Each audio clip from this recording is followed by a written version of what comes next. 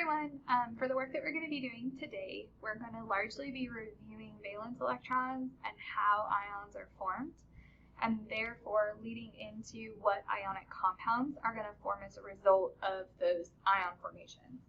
So to start, we're going to be moving forward into reviewing valence electrons and ions. And so we've talked a lot about valence electrons at this point. We talked about them from an electron configuration perspective, and then moving into yesterday's lecture where we started pairing that with a bonding perspective. So we're just going to kind of grow that understanding throughout the day today as we practice that. So remember that the valence electrons present are the ones that are in the s and p orbital of the highest energy level. So that's the highest energy level number that we get, and only the ones that are in the s and the p, because those are the ones that are involved in bonding. So that's the reason that they are important. So they determine what bonding is going to happen and also lead to what reactivity the element is going to have as well. So again, they're the only ones that are involved in bonding.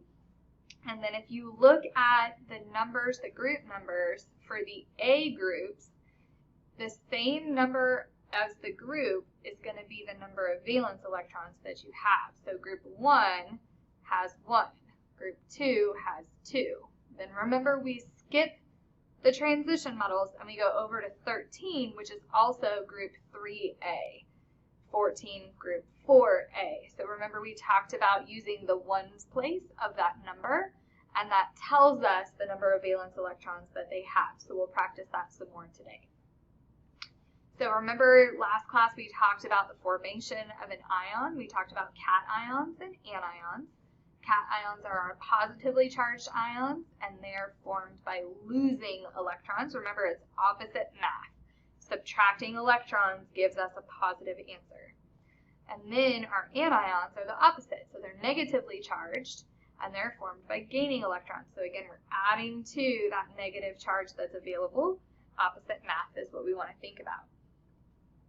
So what I want you to do is take out your periodic table, and you're going to look at each of these elements, and I want you to think about what group they're in paired with what their electron configuration situation is.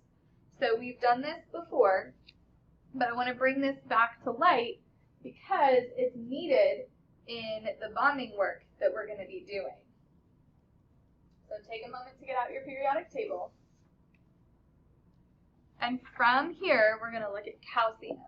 So we see that calcium is in group 2, and so it sits in the S2 spot. And so since both of those things are true, we know that it's going to have 2 valence electrons. Sodium is in group 1. It sits in the S1 spot, so it's going to have 1 valence electron. Nitrogen takes us over to the other side of the transition metals. And remember, we don't count the transition metals for our group number correlation to valence electrons. So nitrogen is over in group 15, but remember we just talked about that also being group 5A, so looking just at the ones place of that number. And it sits in spot P3. So we've already taken S2, and then plus P3 gives us 5 valence electrons. So again, you can kind of see how it works with both ways of looking at its electron configuration, and then also from the group number. Potassium is in group 1, so again, we're back to 1 valence electron. And sulfur is one group past nitrogen, so now we're talking about group 16 or group 6A, so that would be 6 valence electrons. Now we talked about this before, but remember that silver is a little bit tricky because technically it has 2 valence electrons. 2 valence electrons comes from the fact that we hit 5s2 before going into 4d. And so we hit 5s2, that's the highest energy level we hit, and there's 2 of them there, so we're going to have a starting point of 2 valence electrons. Now remember, all of the transition metals start with 2 valence electrons, but then they behave differently when they bond based on what would create the most stable environment for them. So they can actually change their number of valence electrons. But to start with, silver is going to have 2 based on its electron configuration. Aluminum sits in group 13, or 3A. It's the first group on the other side of the transition metals, so it's going to have 3 valence electrons. Bromine is all the way over in group 17. So in group 17, we have 7 valence electrons. Remember, they're 1 away from those noble gases. And so they're almost there. So they want that last electron really, really bad, which ties in with their electronegativity being really high. So then we look at hydrogen. Remember that hydrogen is in group 1 because of its valence electrons, not because it's a metal. So it's in group 1 because it has 1 valence electron. So looking at that, just a review of determining valence electrons, we're going to move forward and review how we make these ions. So looking at an example from group 1. So this is sodium, and we've looked at sodium a couple of different times. We can look at its electron configuration through the orbital diagram given, and we can see that it has one s orbital electron in energy level 3. That corresponds with the fact that it's in group 1. So we talked yesterday about, is it easier, like what is easier to do? So is it easier for sodium to lose 1 electron and reveal the full 2 energy level below it? Or would it be easier for sodium to find 7 electrons from somewhere? I think we can understand really quickly that it would be easier to get rid of 1 than try to find 7. So next over, we look at how it has given up that 1 electron, and we've revealed a completely full energy level in energy level 2 below it. Now what we're going to be doing today is taking that and translating that into a simple Lewis dot structure. Now, what you want to see is that as an ion, you can look down at the bottom here, and as an ion, sodium only has 1 dot next to it. The reason that it only has 1 dot next to it is because it only has 1 valence electron. In Lewis dot structures, we only represent the valence electrons. We don't represent all of them together. So when sodium loses that valence electron, it doesn't have any valence electrons anymore. Or we can interpret it the same as it having a full level of valence electrons, just like neon does. When sodium loses that electron, if you look at the orbital diagrams here between sodium and neon, they're exactly the same. So neon, we know, is a noble gas. We know it's happy. We know it has 8 valence electrons. And so when sodium loses its valence electron, it becomes happy also because it just achieved the same state that neon does. So we're going to look at the other side of the periodic table now, and we're going to look at group 7. So in group 7, we are much closer to those noble gases, and you can look at the orbital diagram of chlorine.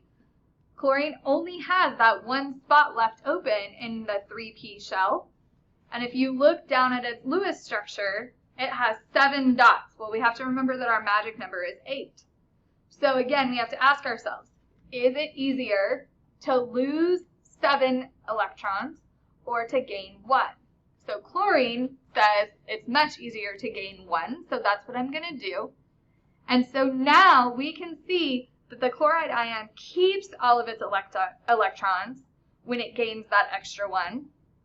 And its orbital diagram and Lewis structure look exactly like argon, which is a noble gas. So we know that it's achieved that happy, stable state. So what we're going to do is understand that this stability reflects satisfying something called the Octet Rule. And the Octet Rule states that atoms form ions and compounds to achieve noble gas configuration. So a set of 8 valence electrons is the goal. So satisfying the Octet Rule is the entire goal of everything that we're going to be doing in this entire unit. Now there are some exceptions, but by and large, in every scenario, we're going to be trying to satisfy the octet rule. So 8 valence electrons is what we're looking for. The last thing we're going to do before taking a break is we're going to take our knowledge about how many valence electrons we have, and then we're going to pair that with what charge it's going to make. So like what ion is it going to make? So we already said that calcium is going to produce, calcium has 2 valence electrons. Okay, so again we ask our question once more, is it easier to lose 2 or is it easier to gain 6? Calcium would say that it's easier to lose 2. So that means that my ending ion is going to be calcium. I'm going to do 2 electrons that are going to change places, and I'm losing those electrons, so my protons are left winning, which gives me a plus charge. Remember that it's opposite math. If I subtract electrons, I'm left with a positive charge. Moving on to sodium, we remember that it has 1 valence electron. So again, is it easier to lose 1 or find 7? Sodium would say that it's much easier to lose the 1, which is going to, again, leave my protons winning. Coming over to nitrogen, remember it was in group 5, so it has 5 valence electrons. And nitrogen would say something different. Nitrogen already has 5 valence electrons, so would it be easier to lose the 5 I have or find 3 more? And nitrogen would say that it would be better for me to find the other 3, which would give me extra negative charges. So nitrogen would gain 3, again looking at opposite math. If I add 3, that leaves me with a negative charge. Potassium, back over in group 1, has 1 valence electron, and so potassium is going to be just like sodium and is going to have a 1 plus charge. Sulfur is over in group 6, so group 6 has 6 valence electrons, and again, easier to lose 6 or gain 2. Sulfur would say that it's easier to gain 2, which means I'm adding 2 electrons. Aluminum is in group 3, so it has 3 valence electrons. Easier to lose 3 or gain 5. Aluminum would say that it's easier to lose 3 rather than gain 5. Bromine is all the way over in group 7, so it has 7 valence electrons.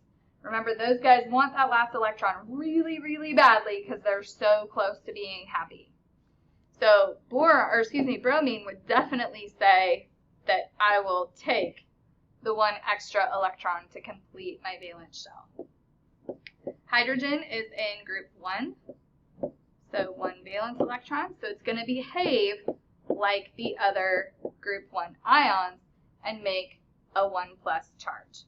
So hopefully that helps you see when it's easier to lose, I end up with a positive charge. When it's easier to gain, my charge number reflects how many I gain, not how many I have, like in the example of nitrogen. Nitrogen starts with 5, so it's going to gain 3 to make 8.